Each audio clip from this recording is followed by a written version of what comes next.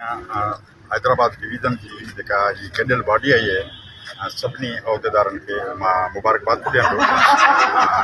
इन शहर सां गॾु शजर कट चुका लेकिन ताल्लुक़ की बात थी परंदे बैठे रहे ज़मीन पर तमाम राह ऐं जेका गुआज़ आहे इहो हिकिड़ो ताल्लुक़ आहे। उहो ताल्लुक़ जिदोजहद कराईंदो आहे। ताल्लुक़नि खे बरक़रार रखण लाइ माण्हुनि खे पंध करणा पवंदा आहिनि।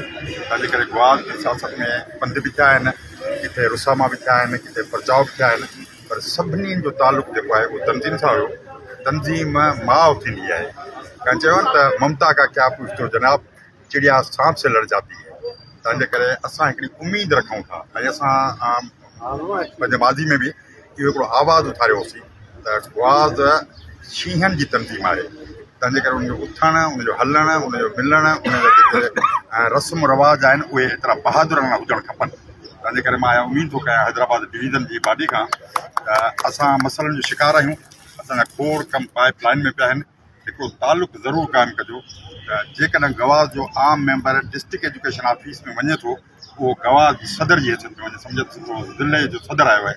ऐं जेकॾहिं को उहिदेदार जेकॾहिं डिवीज़न में वञे थो पियो ख़बर पवे त डिवीज़न जो सदर आयो आहे।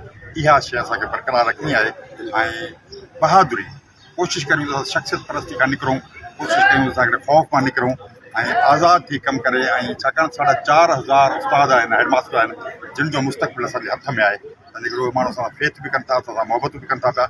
ऐं इन सॼे क़ाफ़िले में मां वरी बि हाजी साहब खे मुबारक ॾींदुसि, हाजी मोहम्मद अशरफ मेमून साहब खे। हीअ कामयाबी तव्हांजे हिसे में आई आहे।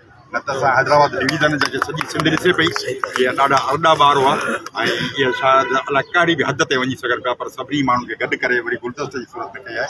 तंहिंजे करे मां राजा निसार खे इन लिहाज़ खां मुबारकबाद ॾियां थो। उहो मुंहिंजो वली उहिदो थियो आहे जेको गुज़िरियल टेन्योर में मूं वटि उहिदो हो। तंहिंजे करे राजा जे अंदाज़ में किथे न किथे इमदाद जी झलक ज़रूरु ॾिसण में अचे त मूंखे ख़ुशी थींदी त असां हिक ॿिए में जियूं ऐं हिक ॿिए खे बर्दाश्त करे हलूं वधीक बहितर आहे। ऐं कोशिशि करियो असां वटि जेको रिस्पेक्ट जो लहजो घटि आहे दोस्तनि खे तस्लीम करियो, मुस्कुराए मिलो, उथी मिलो, भाकुर पाए मिलो, दुख पुछो उन खां। मां सम्झां थो इहे मसइला थींदा। मां वरी बि हैदराबाद डिवीज़न जे सभिनी ज़िलनि खे मुबारकबाद थो ॾियां।